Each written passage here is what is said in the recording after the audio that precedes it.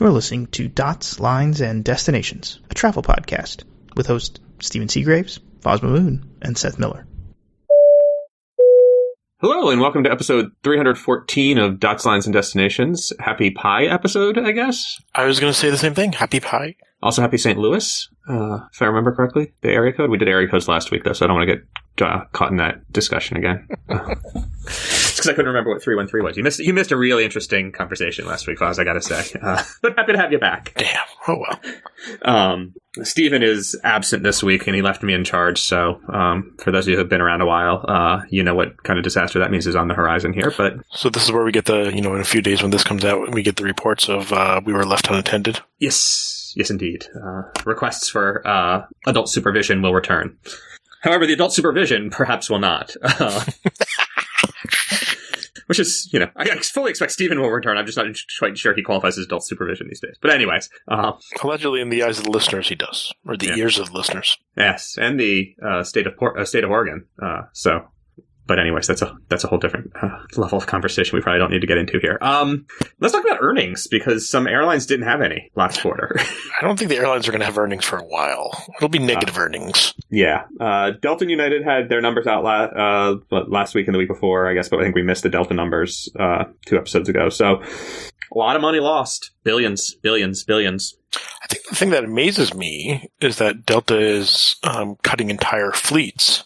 And the one that interests me the most is the 763s. Not until 2025. Okay, but they're taking the hit for it now? Yeah, the money side of it is super interesting to me, actually. I can see if I can pull up the numbers while we're chatting here. They wrote off $2.2 billion in, I guess, whatever, with the aircraft write-offs. And it's like 200 planes. So pros, no more CRJ-200s. Bonus. I like that. Cons, 763s, and what else is going? There's another 717s are going. And when they put it together, the $2.2 billion, they eventually released the full detailed numbers. So it's 125 CRJ 200s, 91 717s, and 49 763 ERs. The 200s will actually be gone by December 2023, so that's actually pretty quick, which is nice. The other two full fleets will be gone by 2025, although it's expected to be sort of a slow/partial retirements over time. So even with the write-off of $2.2 billion, there's another $520 million in value being considered. So they considered that they valued that whole fleet at 2.7-ish billion. But the breakdown was $2.5 million for a CR2, $10 million for a 717, and $18.5 million for a 763. Crazy. Even if that's the average, from what I can tell, those are roughly average sale prices right now. They're going to keep operating them for a few years. And I guess you could argue that theirs are some of the better ones. They probably have better avionics systems. They've got Wi-Fi hardware installed, except the not good Wi-Fi on the 717s and nothing on the CRJs, but the 763s have a satellite kit. I don't know. It's weird to me to see them valued that highly. And also a little surprising that they were willing to say already, yep, we're getting done with them. But also, I mean, the planes are old. There's not like there's a huge long-term outlook for them anyway, so why not commit to it now, take the money off the books while you can, I guess is the real thing. But I guess the thing that surprises me is, the valuations are somewhat surprising, but the thing that I don't understand is, what is Delta going to replace the 763s with, right? Their outstanding orders for 350s and 330 Neos isn't anywhere near the number of 763s they'd have to decommission. And you can't just walk into Target and pick up a 330. Well, I mean, you sort of can today, given how many are getting returned to lessors, but... But I don't think they'd want a classic, right? They'd probably want a Neo. Probably. They still have a decent-sized fleet of classics also that they're keeping for a little while, if they had to pull some in as a stopgap. The other thing is, the 763 is a relatively small plane for the range it has, and especially compared to the Neo in terms of seating capacity, but even compared to the 330s, I feel like. Well, but remember, the 763 is the backhorse. The workhorse? Workhorse, yeah, exactly. That's an excellent portmanteau you pulled off there. The backhorse of the JFK LA route. Right? True. So are they going to dump 330s on there? 332s? 330 Neos? Well, so let's deviate from the topics here a little bit and get into those routes, the transcons. United also, Kirby is getting more aggressive in his statements about coming back on that route and specifically called out getting aggressive and competing on transcons. And for Delta, I could argue that over the next couple of years, it might make sense to scale back to 757s, or if they start taking the 321 Neos with a flatbed product, switching to those lower capacity. Business travel is going to recover more slowly, is the story everybody is telling, and seems to be what we are seeing thus far. Is there a chance that maybe having reduced capacity would be useful on that route, or reduce premium capacity relative to the total number of seats? I don't know. And then you got United coming in and saying, like, yeah, we're going big on this route. Like, I could see United putting its high J 763s there because it's got nowhere else to put them. Well, the interesting thing about transcons right now is we've had a shift in the last 6 months, and maybe or more recently, but pricing has flipped. So pricing out of Newark is substantially less than out of JFK for premium cabin. And I have no idea. Is that because JetBlue brought Mint in? Well, Mint exists at JFK. Right, but they only started flying it out of Newark. Right, remember that United often would, for those premiums, would price Newark separately. Agreed, but I mean, if we look at Transcon as on a broader spectrum, right, not just LA, San Francisco, you can find $400 business seats on United 3 weeks out to pretty much any Transcon city. You cannot find anything out of JFK for that price. It's double, if not more. Yeah. And which, I mean, it surprises me because there's very little competition at Newark, right? There used to be Alaska. Alaska's pretty much has one LA flight a day, but they're not even competing on price anymore. JetBlue's come into the market, but again, I mean, United's still running a lot more capacity, but nothing what they used to. But they're doing a handful of routes. JetBlue is, and United's just keeping P fares down if you book out far out enough. So it's fascinating, the shift in pricing, and I don't know what's caused it. Yeah, well, desperate for any cash to show up. Right, but you would think the same thing would be at JFK when you've got 4 carriers, if you can include Alaska, 4, but 3 carriers who are flying premium transcon services. Well, either demand stayed higher at JFK, which could justify Kirby's plan, or I don't know, or those airlines are happier to not worry about it. Maybe. I mean, I don't think demand stayed higher simply because, Americans cut down their, from 4 or 5 to 2 a day, I think. So I don't think demand's, but something has clearly shifted that's keeping prices high out of JFK. Yeah. And it might be that more of those seats are going out empty. Yeah, absolutely. I don't know. Right. The thing about the United flights is they're all full up front. Well, you can always fill a plane if you sell the seats cheap enough. That's true. Or almost always. These days, even selling them for giving them the seats away doesn't quite fill it, but even that's starting to shift, so we'll see. But anyway, we got into that talking about Delta retiring all its aircraft. Interesting, just in the numbers, going sort of back to the earnings calls, United came out with their release and pointed out that they lost less money than Delta, even putting aside the sort of one-time write-offs, and also got aggressive in stating that it's the approach to cutting capacity the most and then slowly returning it, they think is better for all the reasons Wall Street would care about, unit costs and RASM and all that crap. Whether it's actually better for consumers, less clear, but I don't know. Thoughts? They put out the release and in the prepared remarks said a few times, we are going to have the best numbers of anybody this quarter. Which, yay, but also, only losing $2 billion instead of $5 billion, I guess is good news, but, is that really what you want to be bragging about? Well, it's kind of funny to me, right? The tables have turned a little bit in that United has taken a page out of Delta's old book of just launching one-off routes. And, from handfuls of places. And I think that's part of what's making United somewhat successful with some of this Florida stuff they're doing. But Delta did that, out of North Carolina. They did all that stuff to Mexico a couple of years ago, or dozens of cities that were flying to Mexico. So Delta used to be more adventurous, but it seems like they are just sticking to their hubs right now. Yeah, well, I think it's also, there are challenges of sort of where is is there enough demand and can they fill it? Right? United announced all those routes. They really don't start until next month. And United announced a bunch more routes last week. Caribbean stuff, Central America stuff, all from hubs this time around, but really expanding. Some of it appears to be in direct response to JetBlue putting some new LA, Costa Rica flights into play, for example. Mm-hmm. But others are just huge push expansion into Mexico and the Caribbean. Denver's getting a few new cities. Which is still bizarre to me. Who else is getting stuff? Denver's, I got the list here. Denver's getting Belize and San Jose, Costa Rica.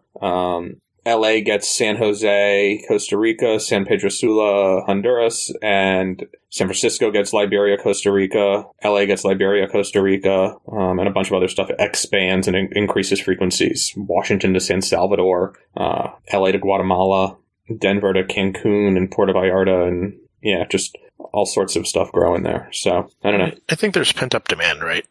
So people want to go to more places, and I mean, as we go into month number 9, it's fun. It's funny. I remember someone was recently telling me, right?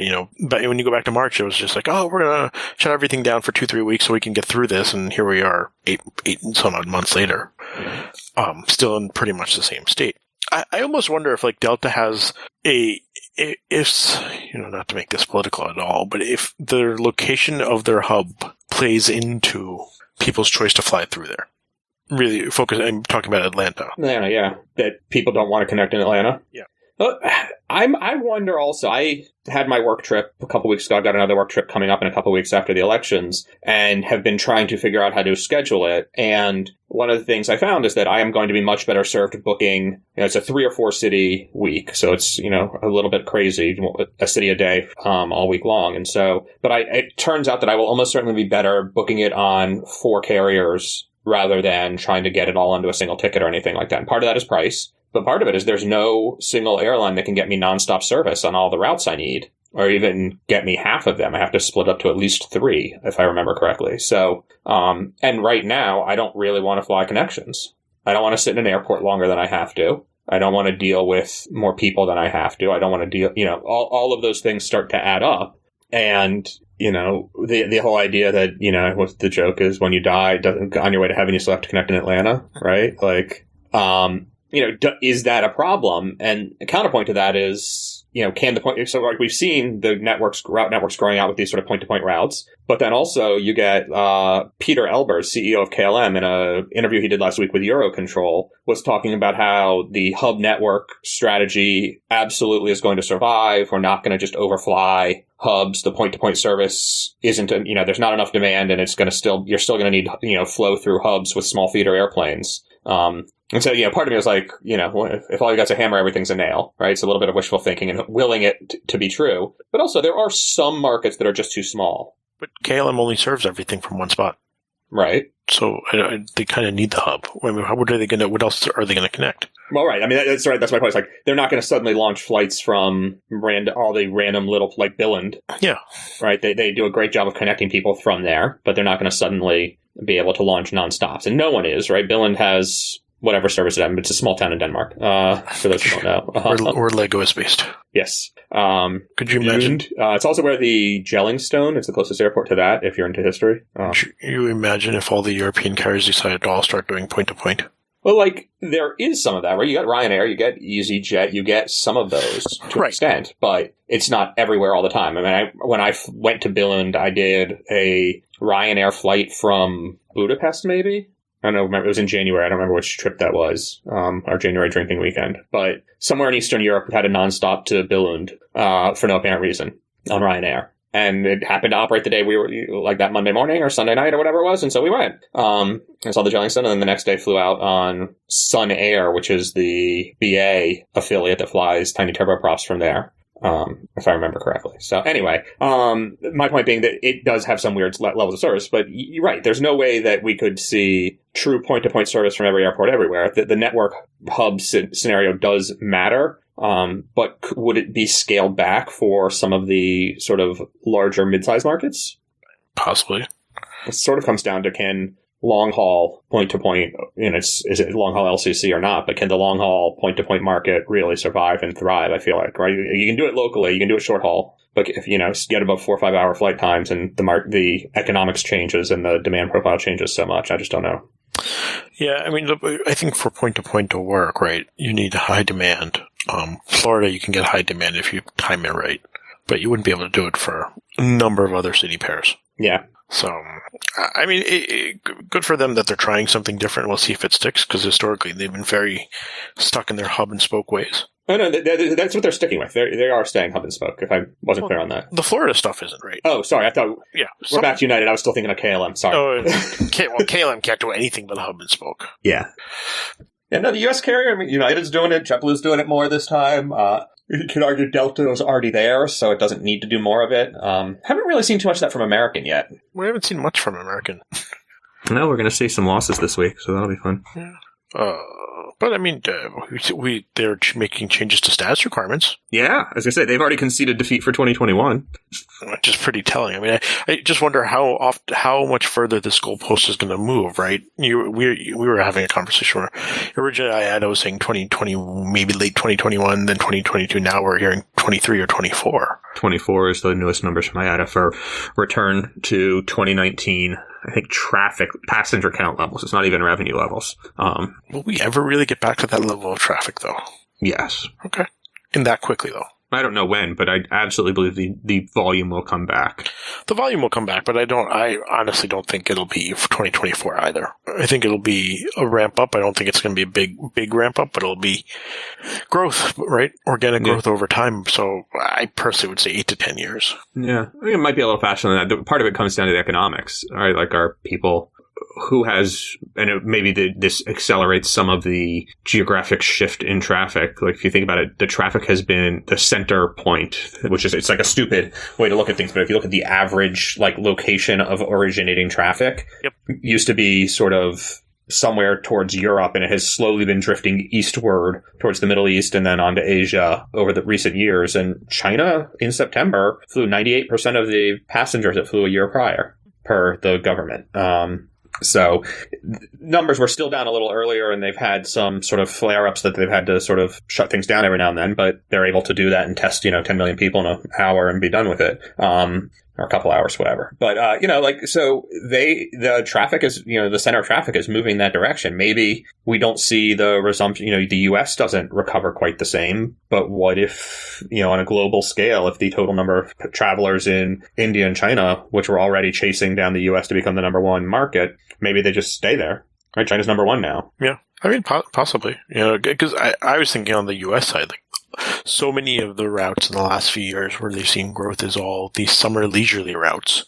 Yeah. And how many of those people are going to be open to be so freely traveling in the future, right? In the next 3-4 years. And I don't think all of them will. So I don't think we're going to see a lot of those routes come back for a while. Well, there's 25 million people unemployed today that weren't a year ago. So there's that. Exactly. They are much less likely to be looking for vacation travel. That's true.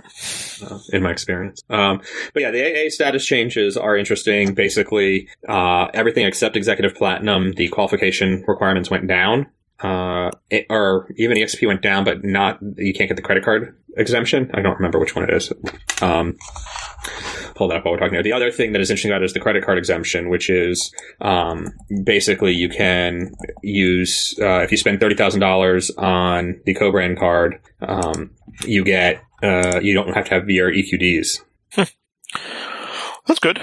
Yeah. So except for EXP though.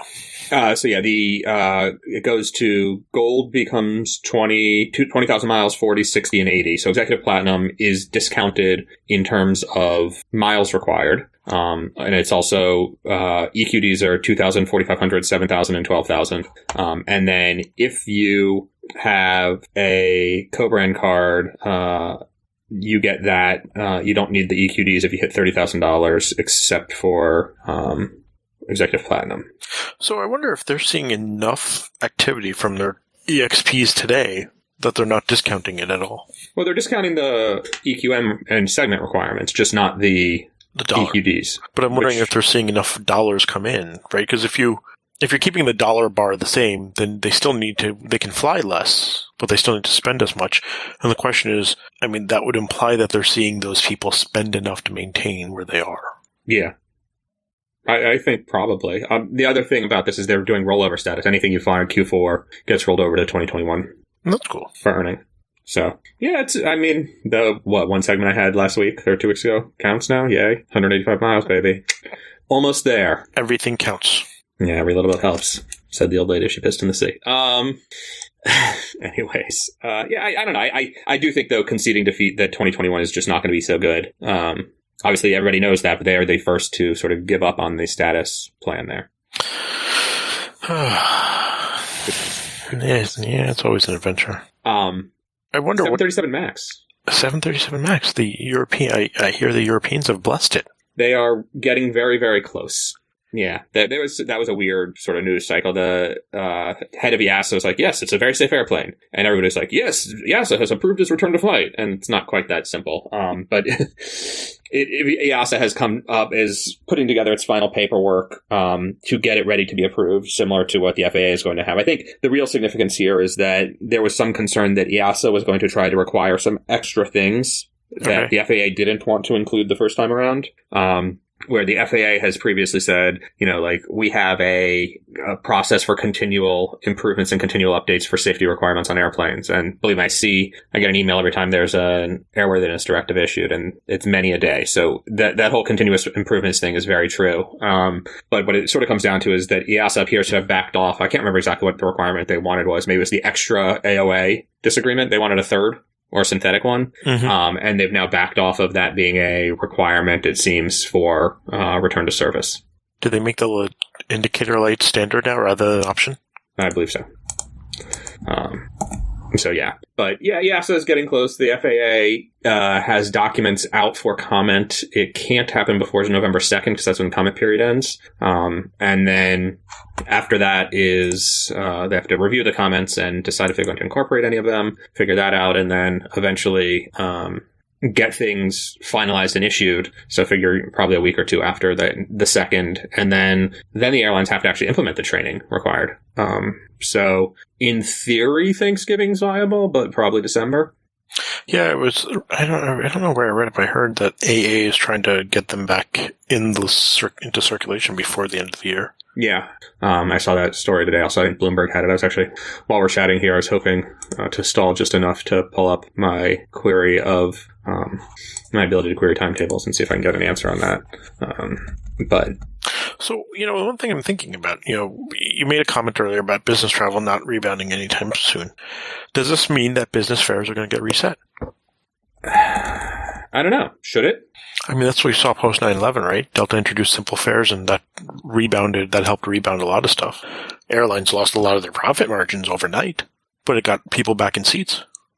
I don't know. United is doing that on the domestic stuff, you said, right? They are.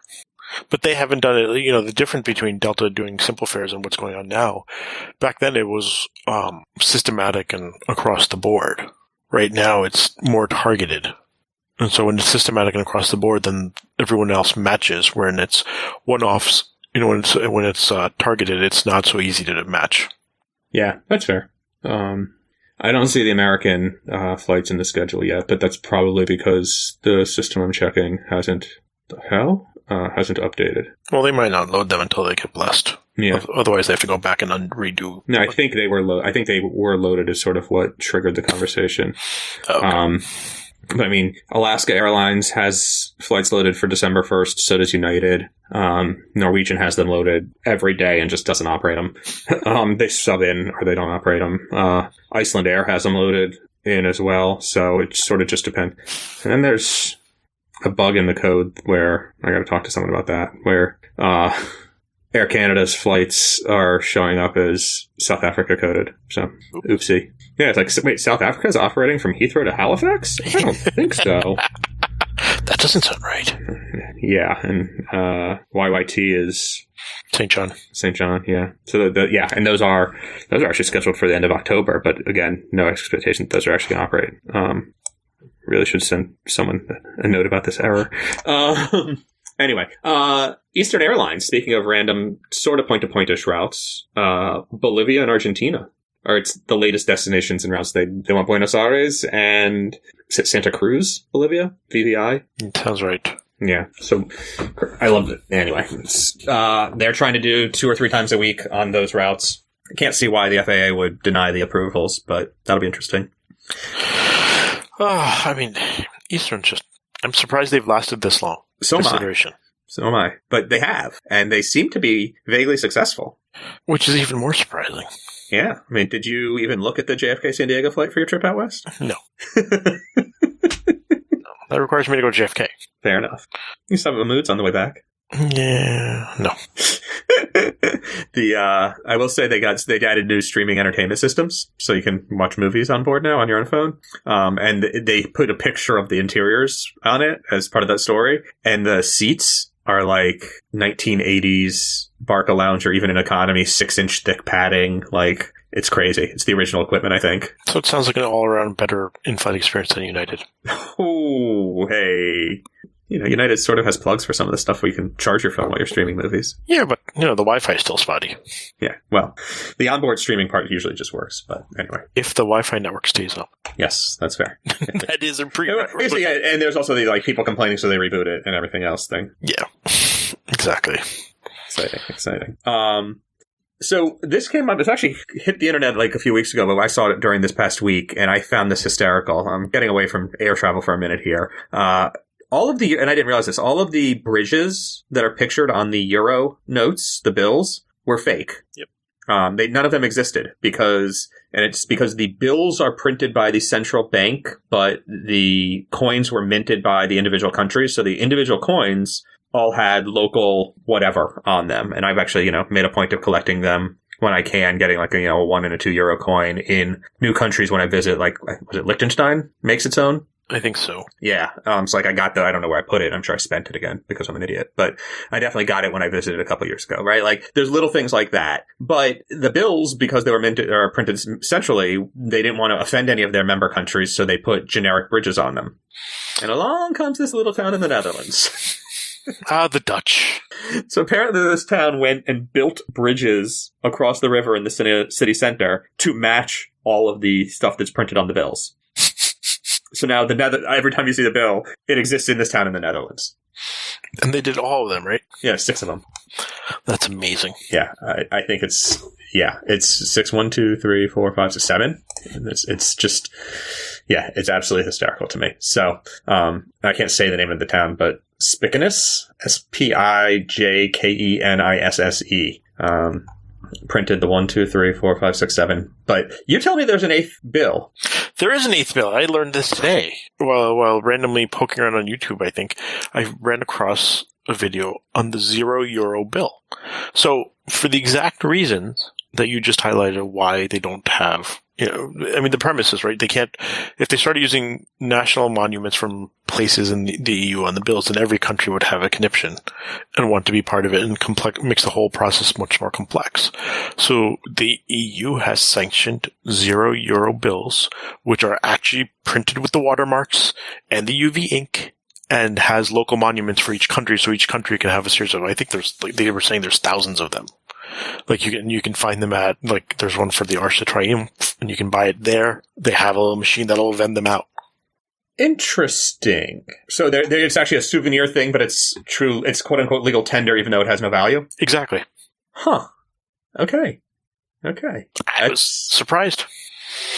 Yeah, alrighty. That's kind of crazy, but I can dig it. Now I gotta go find them. I was gonna say, now you have something new to collect. Just what I needed, thanks. You're welcome. Jerk. My work here is done. I mean, it's not like I'm going to Europe anytime soon, so there's that, but minor little detail. Yeah, so it goes. Things to keep an eye on for the coming week. Americans got earnings out, so do a bunch of other smaller airlines. Cathay Pacific is expected to rejigger its sort of workforce and schedule and operations badly, or significantly, such that we expect a lot of layoffs. Who the hell knows? Lots of other exciting things going on there. So, yeah, that's what's going on. But in the meantime, I think that's all for now on this episode. A little bit more from Hong Kong coming up in the bonus episode for our Patreon listeners. Beyond that, thanks for listening. You can find us on Twitter at @DotsLines. If you leave us a comment or send us a note, we occasionally include those topics on the discussion for the episode. So, that's always exciting.